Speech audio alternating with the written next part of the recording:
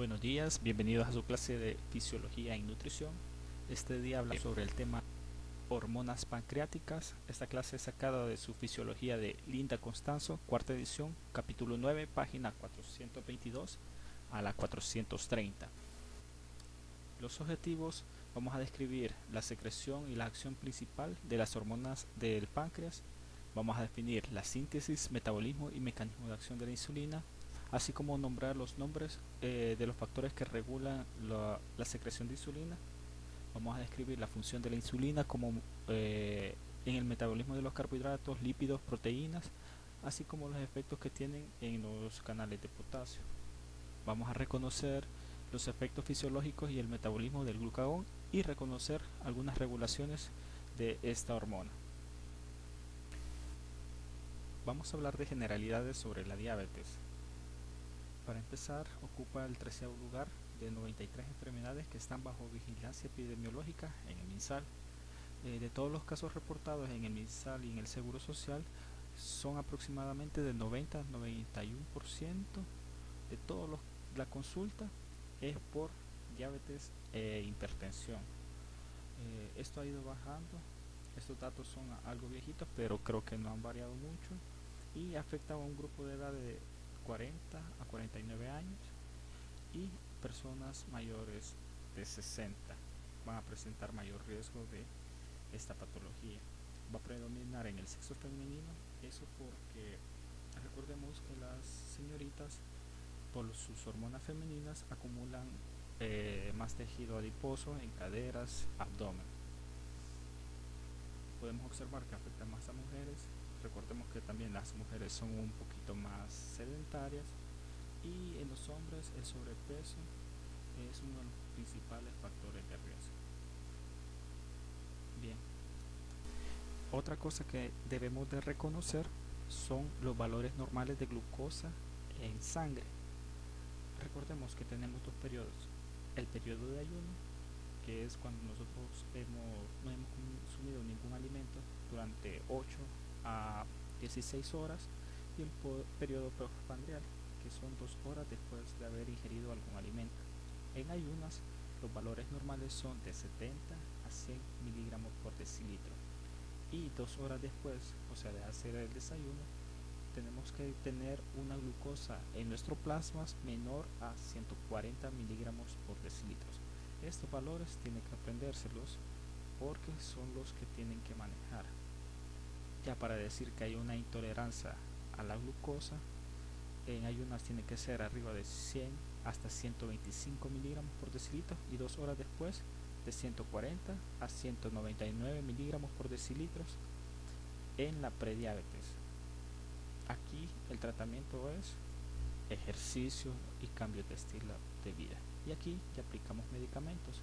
Cuando una glucosa en ayunas es más de 126 miligramos por decilitro, y una glucosa postprandial, o sea 2 horas después de haber comido, más de 200 miligramos de decilitro. Aquí el tratamiento, como ya lo había mencionado, es medicamentos más actividad física. Continuaremos hablando sobre la generalidad del páncreas. Recordemos que el páncreas es un órgano que se va a ubicar en el epigastrio, por detrás del estómago, entre el duodeno y el vaso. Va a estar compuesto por la cabeza, el cuerpo y la cola. Juntos van a medir aproximadamente entre 15 y 20 centímetros de largo, y va a pesar aproximadamente 70 gramos. En su interior, recordemos que es una glándula mixta, va a tener dos tipos de células: las células exócrinas y las células endócrinas. Las exócrinas son las encargadas de secretar enzimas que causan hidrólisis en carbohidratos, algunas proteínas o aminoácidos, y también en ácido graso. Y las células endocrinas son las encargadas de secretar hormonas hacia los vasos sanguíneos. Recordemos que las células endocrinas van a drenar sus hormonas hacia un capilar central. Este capilar central va a ir a drenar hacia la vena esplénica y luego hacia el sistema porta para ser metabolizadas en el hígado, y enviar ya sus productos hacia circulación mayor. Recordemos que el páncreas es altamente irrigado y esa irrigación va a estar dada por el tronco celíaco, que es rama de la aorta abdominal. El tronco celíaco va a dar dos ramas, la hepática común y la arteria esplénica. Aparte de eso va a tener otra irrigación por medio de la mesentérica inferior, que va a dar la rama, la pancreática inferior. El retorno venoso, ya lo hablamos, va a estar dado por la vena esplénica, que va a drenar sobre la vena porta. La inervación del páncreas va a estar dada por el sistema colinérgico y el vago. Estos van a estar estimulando el sistema parasimpático. El sistema simpático va a estar inervado por el plexo celíaco. Bien, tenemos el páncreas endocrino, que va a secretar dos tipos de hormonas más importantes. Estas son la insulina y el glucagón. ¿Cuál es la función de estas hormonas? La función principal es regular el metabolismo de la glucosa, ácidos grasos y aminoácidos. Estas células se van a agrupar en un cúmulo o un islote, el cual recibe el nombre de islote de Langerhans. En el islote de Langerhans podemos observar que hay bastantes tipos de células agrupadas. Representan aproximadamente el 1 al 2% del total de la masa del páncreas. Son aproximadamente 1.000.000 de islotes y van a poseer aproximadamente cada islote 2.500 células. Hay 4 tipos de células: las células beta, alfa, delta, épsilon. Las beta representan el 65% y van a secretar principalmente insulina. Las alfa van a secretar glucagón. Las delta son mastotatinas, que es la encargada de inhibir el glucagón y la insulina. Y hay otro tipo de células, pero que no están bien estudiadas. La épsilon, que es la encargada de secretar grelina, que se cree que regula el centro de saciedad o el hambre. Y células PP. ¿Cómo se comunican todas estas células? Si nos fijamos bien, las células betas van a estar rodeadas por las células alfa, que se van a alojar en la periferia del islote. Las células delta, si se fijan, van a estar entre o en medio de las células alfa y las células beta. Estas células se comunican por las uniones intracelulares, que permite la rápida comunicación mediante el flujo continuo de canales iónicos o transferencia de moléculas. Aparte de eso, van a estar comunicadas por el flujo sanguíneo. Recordemos que el islote pancreático recibe aproximadamente el 10% de la irrigación total del páncreas. Esta sangre va a bañar a todas las células y van a drenar a un capilar central. Luego van a pasar a otra red de capilares y van a drenar en arteria esplénica para su circulación al sistema porta. Y la inervación va a estar dada por el sistema adrenérgico colinérgico. Por lo tanto, si una se activa, va a estimular a las demás.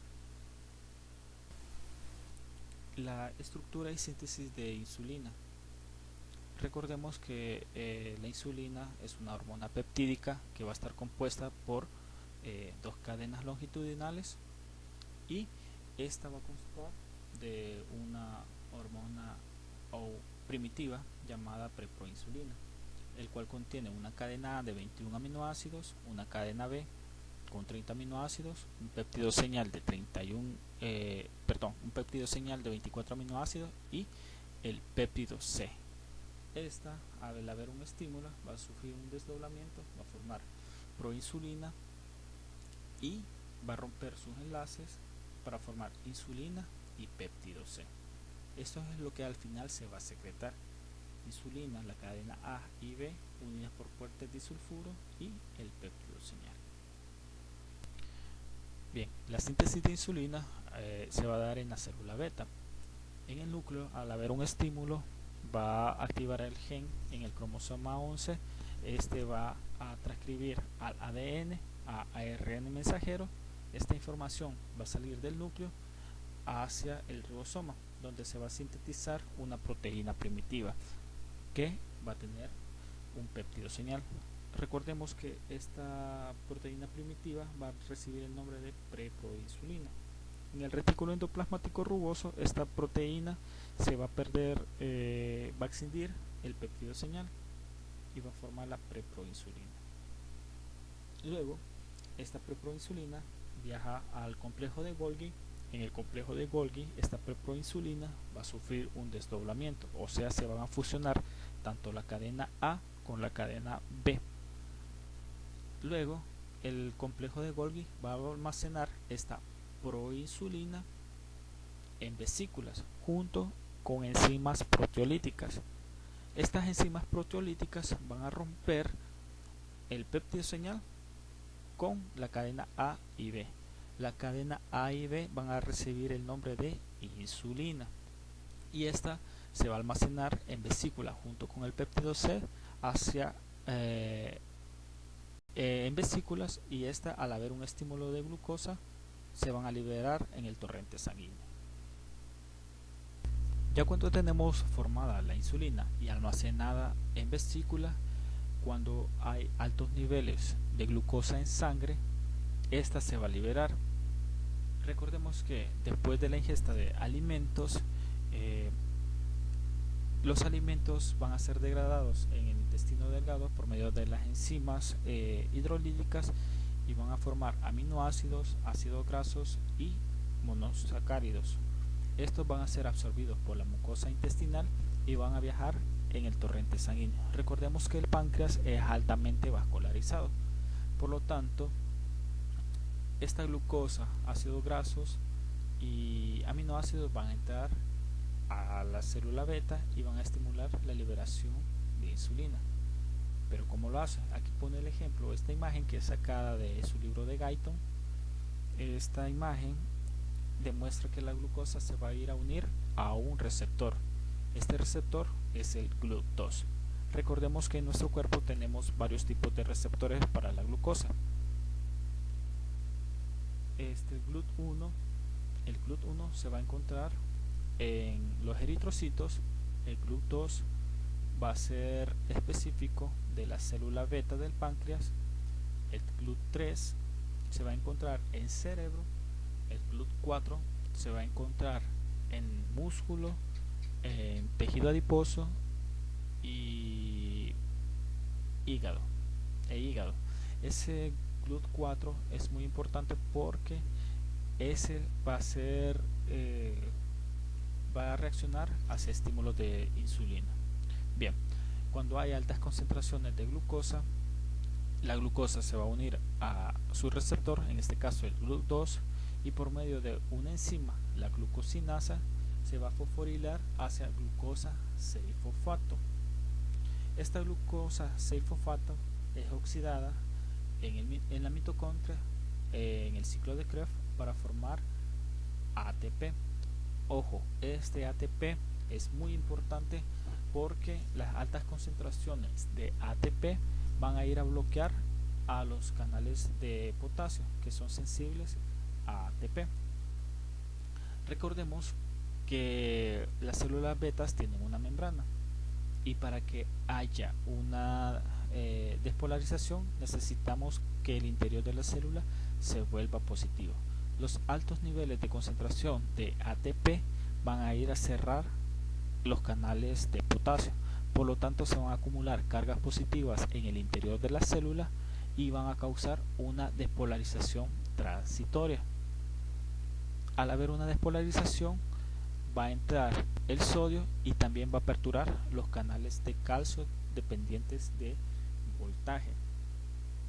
Al aumentar las concentraciones de calcio en el interior de la célula, este calcio va a movilizar a las vesículas que contienen insulina y péptido C por medio de exocitosis hacia la membrana y va a romper estas vesículas y va a secretar insulina hacia el torrente sanguíneo.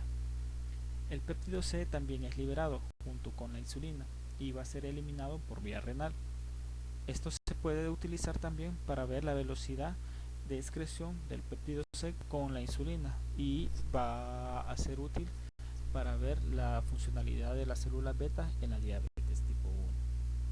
Bien, pero tenemos también otros sistemas o otros estímulos que me van a liberar la secreción de insulina. Tenemos el sistema colinérgico, que va a estar activado por la acetilcolina, que se va a ir a unir hacia receptores muscarínicos. Estos receptores muscarínicos se unen a proteína G, y esta proteína G va a activar segundos mensajeros como los fosfatos, el inositol trifosfato, y estos van a aumentar altas concentraciones de calcio en el interior de la célula. Por lo tanto, van a movilizar las vesículas de insulina hacia la membrana y van a liberar por medio de exocitosis. También tenemos las incretinas. Las incretinas son hormonas que se ubican en el duodeno, y estas van a detectar ácidos grasos y aminoácidos, y por lo tanto van a activar a la adenilciclasa. La adenilciclasa va a activar AMP cíclico. Las altas concentraciones de AMP cíclico van a movilizar o van a aumentar las concentraciones de calcio en el interior de la célula, y por lo tanto van a liberar insulina. La regulación de la secreción de insulina. Recordemos que la principal regulación para la secreción de insulina va a estar dada por la concentración de glucosa en sangre. Los aminoácidos y los ácidos grasos utilizan otras vías metabólicas para la secreción de insulina. El glucagón se va a ir a unir a proteína G. Esta proteína G va a estar acoplada a la fosfolipasa C, lo cual va a llevar a un aumento del calcio intracelular, por lo tanto movilización de las vesículas para la liberación de insulina. Este cuadro es sacado de su libro de texto. Observamos factores estimulantes y factores inhibidores de la secreción de insulina. Entre los estimulantes ya habíamos mencionado la concentración de glucosa, aminoácido, ácido graso, el glucagón, cortisol y el péptido insulinotrópico dependiente de glucosa, el GLP y el GLP-1, que son hormonas también llamadas incretinas, que estas van a estimular a las células K y las células ELA del duodeno, y estas se van a ir a unir a los receptores específicos en la proteína G de la célula beta. Estas van a aumentar la fosforilación de la adenilciclasa, por lo tanto van a utilizar ATP, van a aumentar el AMP cíclico, y las altas concentraciones de AMP cíclico va a haber aumento de la concentración de calcio intracelular y por lo tanto liberación de insulina. El potasio, altas concentraciones de potasio van a estimular la secreción de insulina. Recordemos que la insulina, cuando se une a sus receptores en tejidos periféricos, permite la entrada de potasio hacia el interior de la célula. La estimulación vagal, como ya habíamos mencionado, la acetilcolina se va a unir a receptores muscarínicos. Esta se va a unir también a proteína G. Va a haber aumento de la adenilciclasa, va a haber fosforilación, aumento de AMP cíclico, aumento de calcio y liberación de insulina. Estas sulfonilureas, estos son medicamentos. Aquí encontramos la famosa glibenclamina y gliburida, perdón. Estas lo que hacen es unirse al complejo sur de los canales de potasio y van a ir a cerrar los canales de potasio. Recordemos que al haber aumento de potasio intracelular va a haber una despolarización de la membrana y por lo tanto entrada de calcio y salida de insulina. Los factores inhibidores tenemos la disminución de azúcar en la sangre, el ayuno prolongado, el ejercicio físico, la somatostatina que inhibe, esta es secretada por la célula delta y va a inhibir la insulina y el glucagón, y algunos medicamentos como los agonistas alfa-adrenérgicos, o sea, adrenalina. Cuando se libera la insulina, esta insulina viaja hacia los tejidos, hacia el hígado, músculo y tejido adiposo. En estos tejidos tenemos receptores que van a estar compuestos por subunidades alfa y beta.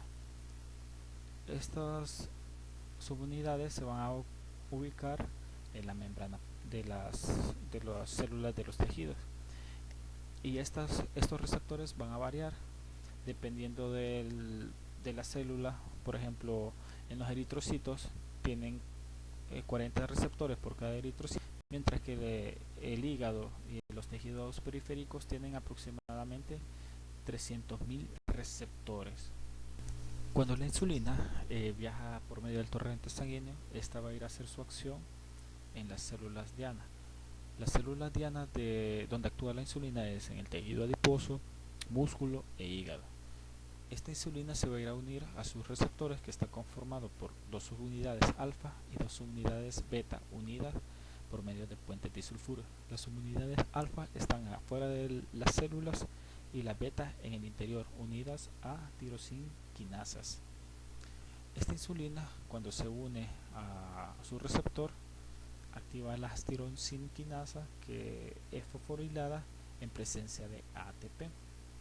Esta activación de esta tirosinasa activa otras proteínas como las proteinquinasas, fosfolipasas, fosfatasas, proteína G, y luego este complejo se introduce al interior de la célula y se degrada. Cuando se activan las tirosinquinasas, activa a la maquinasa, por lo tanto promueve la mitogénesis celular, o sea, el crecimiento celular y la diferenciación de estas células. Además, va a activar a otras proteínas, por ejemplo, los elementos de respuesta a insulina, los cuales van a ir a activar la inositol trifosfato o inositol 3-fosfato quinasa. Esta va a producir la síntesis de proteína y la síntesis de glucógeno. Además, van a ir a actuar sobre los transportadores de enzima y también los transportadores de estos receptores, los GLUT4.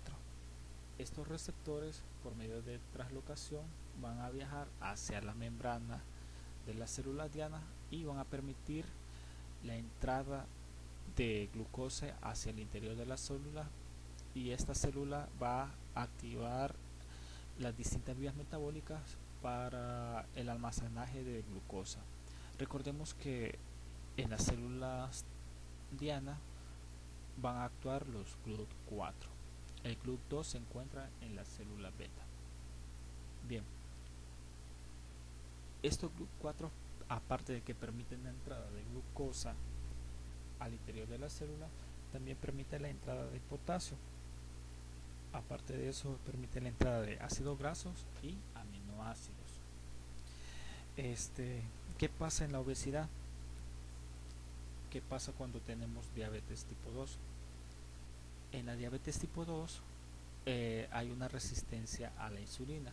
Los receptores se pierden. Recordemos que al unirse la insulina, esta se mete con todo el complejo al interior de la célula y se degrada o se reutiliza. Cuando tenemos obesidad, hay disminución de los receptores por aumento de la velocidad de degradación, y esto causa una sensibilidad menor a la insulina. Por lo tanto, al haber menos receptores, vamos a tener más hiperglicemia, por lo tanto diabetes tipo 2. ¿Qué hace la insulina cuando llega a las células diana? Recordemos que la insulina se conoce como la hormona de la abundancia, porque almacena el exceso de nutrientes como glucógeno en el hígado, como grasa en el tejido adiposo y como proteínas en los músculos. Este cuadro es sacado de su libro de texto, y aquí podemos observar lo que habíamos mencionado, las acciones que hace en los tejidos. Por ejemplo, aumenta o disminuye la gluconeogénesis, que es la formación de glucosa por medio de otras vías, disminuye la lipólisis y aumenta la captación de potasio al interior de la célula. A nivel sanguíneo va a disminuir la glucosa, va a disminuir la concentración de potasio en sangre, por lo tanto va a prevenir la hiperpotasemia, y va a disminuir las altas concentraciones de cetoácidos en la sangre. Bien, esto ya lo habíamos hablado, los efectos que hacen en el hígado, en el músculo y en el tejido adiposo. Este, regula los ácidos grasos y los aminoácidos en la sangre, previene la formación de cuerpos cetónicos, inhibe la movilización y la oxidación de ácidos grasos, aumenta los depósitos de esto en el tejido. Aparte de eso, disminuye, si no tenemos, si inhibe la lipólisis y disminuye los ácidos grasos, hay menor formación de acetil-CoA, por lo tanto tenemos menor formación de cuerpos cetónicos. En el tejido muscular produce el anabolismo, por lo tanto hace la síntesis proteica y aumenta la activación de la bomba sodio-potasio ATPasa en los tejidos. Ya que conocemos la síntesis de insulina y la acción que ésta ejerce en las células diana en nuestro cuerpo, debemos saber que cuando fallan estos dos sistemas me pueden generar diabetes mellitus, la cual es una enfermedad metabólica muy frecuente en nuestro medio. Esta se clasifica en diabetes tipo 1, diabetes tipo 2 y diabetes gestacional. La diabetes tipo 1 es la menos frecuente, esta se da en un 5% aproximadamente de todos los diabéticos. Esta es causada por una reacción autoinmune, la cual me va a ir a afectar a las células beta del páncreas y por lo tanto mi cuerpo ya no va a poder producir insulina. Y esta generalmente se ve en niños, adolescentes y adultos jóvenes. Esta puede debutar con una complicación de la diabetes, la cual es la cetoacidosis diabética. Por lo tanto, si no, mi cuerpo no puede producir insulina, estos pacientes el tratamiento es insulina endovenosa o subcutánea, aparte de el ejercicio físico y el cambio de dieta. Los pacientes que tienen alterado los receptores de insulina pueden presentar diabetes tipo 2. Esta es la más frecuente, aproximadamente entre 90 y el 95% del total de pacientes diabéticos. Es la más frecuente, se ven obesos. Esta está relacionada más que todo con los estilos de vida, paciente sedentario que no hace ejercicio, que tiene una mala alimentación, y esta se trata con cambios de estilo de vida, con hipoglicemiantes orales, y los síntomas que genera esta diabetes tipo 2 pueden ser similares a los de la diabetes tipo 1, pero menos intensos. También tenemos otra patología, la diabetes gestacional, que esta ocurre en pacientes embarazadas entre la semana 24 y 28, y esta es la complicación más frecuente es en el feto. Puede causar macrosomía fetal, o sea, un crecimiento anormal del feto. Por lo tanto, este feto tiende a sufrir lesiones en el interior o en el momento del parto. Puede causar lesiones en los hombros y problemas respiratorios por el sobrepeso. Estos pacientes por lo general, o sea, estos niños, estos recién nacidos, son sacados por vía de cesárea, porque son demasiado grandes y pueden causar lesiones en el canal vaginal, o pueden sufrirse, los niños pueden causar un sufrimiento fetal agudo. ¿Cómo hacemos diagnóstico de diabetes? Lo vamos a hacer por medio de exámenes de laboratorio. Recordemos que los valores normales en ayuno van entre 70 a 100 miligramos por decilitro, y 2 horas postprandial menor de 140. Aparte de eso, vamos a presentar o vamos a evaluar los signos y síntomas de la diabetes, principalmente la poliuria. El riñón es el encargado de reabsorber la glucosa en el filtrado glomerular. Si tenemos diabetes tipo 1, tenemos un exceso de glucosa, por lo tanto el riñón no lo puede reabsorber y Al haber aumento de glucosa a nivel renal, este puede ser un diurético osmótico, por lo tanto va a haber urgencia urinaria y va a haber pérdida de líquidos. Al haber pérdida de líquidos se estimula el centro de la sed y me va a causar polidipsia, que es el aumento de la necesidad de ingesta de líquidos. Recordemos que la insulina, si no tenemos insulina, no va a haber captación de nutrientes hacia nuestros tejidos, o sea, hacia nuestros músculos y tejido adiposo. Por lo tanto, nuestros músculos va a haber síntesis de proteínas, síntesis de aminoácidos para utilizarlos como energía, y por lo tanto vamos a tener disminución de la masa magra y vamos a tener pérdida de peso. Y si tenemos pérdida de peso, se nos va a estimular el centro del apetito y estos pacientes van a intentar comer y comer y comer, ¿verdad? Entonces va a haber una polifagia. La otra hormona más importante secretada por el páncreas es el glucagón. Esta va a ser sintetizada y secretada por las células alfa de los islotes de Langerhans. Estructuralmente, el glucagón es un polipéptido de cadena recta única de 29 aminoácidos y va a ser sintetizado como preglucagón en las células alfa. Esta va a contener péptido señal y otras secuencias peptídicas que van a ser eliminadas para producir glucagón en el retículo endoplasmático y en el aparato de Golgi. Estas luego van a ser almacenadas, al igual que la insulina, en vesículas y van a ser liberadas por medio de estímulos. Recordemos que la glucosa y la insulina van a inhibir la síntesis de glucagón. La regulación de la secreción de glucagón va a estar aumentada o va a estar estimulada por las concentraciones de glucosa en sangre. Al haber una hipoglucemia, este se va a activar y va a ir a inducir al desdoblamiento del glucógeno almacenado en el hígado y va a producir la gluconeogénesis y la cetogénesis. La secreción de glucagón también se da por la ingestión de ciertas proteínas como la arginina y la alanina. La colecistocinina, esta va a producir, va a actuar en las proteínas y en la grasa en el ayuno y van a producir el estímulo de glucagón.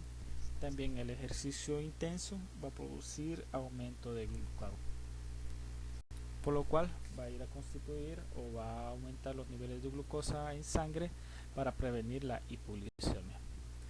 Este glucagón también se puede utilizar en el tratamiento de las hipoglucemias graves. Recordemos que los pacientes diabéticos generalmente presentan un aumento previo o un aumento de glucagón durante los periodos de ayunas postprandiales. Y en presencia de secreción, insuficiencia o resistencia a la insulina, este glucagón va a aumentar la liberación de glucosa a nivel hepático.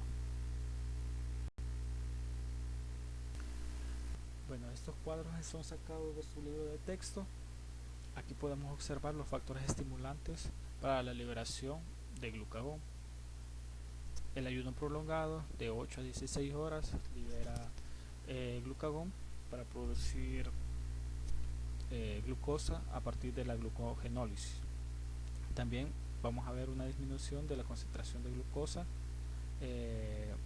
La disminución de la concentración de glucosa va a aumentar la glucogenólisis, el aumento de la concentración de aminoácidos, la colecistocinina, agonistas beta-adrenérgicos. Recordemos que el ejercicio físico intenso va a producir aumento de la adrenalina, por lo tanto vamos a necesitar más glucosa, por lo tanto vamos a activar al glucagón, y la acetilcolina, que se va a ir a unir a receptores glucarínicos. ¿Qué factores me van a inhibir la secreción de glucagón? La insulina, somatostatina y el aumento de la concentración de cuerpos cetónicos o ácido graso. ¿Qué hace el glucagón cuando llega a la célula diana? El glucagón se va a ir a unir a los receptores hormonales y estas se van a acoplar a la adenilciclasa por medio de la proteína G.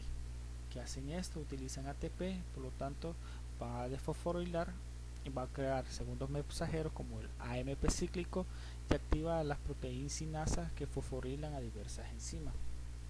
Estas enzimas van a promover la utilización de nutrientes para mantener la concentración de glucosa en ayuno.